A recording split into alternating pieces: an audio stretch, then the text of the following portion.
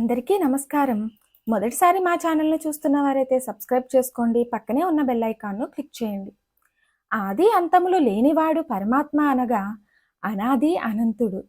మాయ ఆది అయినా అంతము కలదే. జ్ఞానం ఎప్పుడైతే కలిగిందో మాయ లేదు కనుక అది అంతంతో కూడిందే.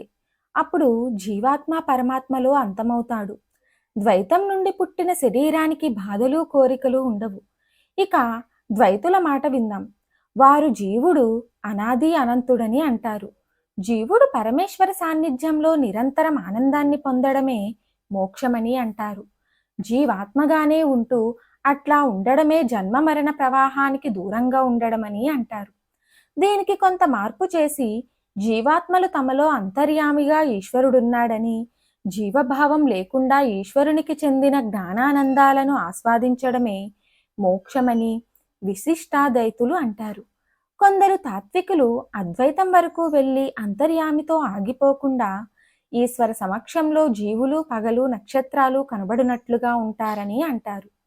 సూర్యుడున్నప్పుడు నక్షత్రాలు కనబడడం లేదు, అంత మాత్రంచే అవి లేకుండా పోతాయా? కనుక పరమాత్మ సన్నిధిలో జీవకాంతి కనుమరుగైపోతుంది, ఆ కాంతిలో లీనమైపోతుంది. వీరే జీవుడు పరమాత్మ. జగత్ అనే ఈ మూడిటిని చెబుతారు. ఇట్లా మతభేదాలున్నా ఈ స్థితికి చేరుకున్న తరువాత సంసారం ఉండదని, మరలా జన్మ ఎత్తవలసిన అవసరం లేదని అందరూ అంటారు.